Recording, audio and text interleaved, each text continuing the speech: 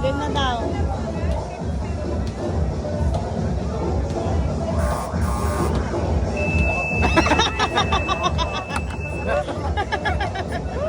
Ganun lang po, oh. Sabayan.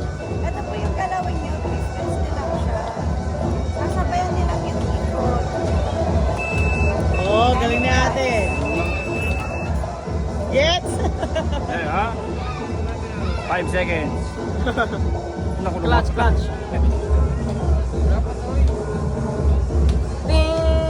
Alright.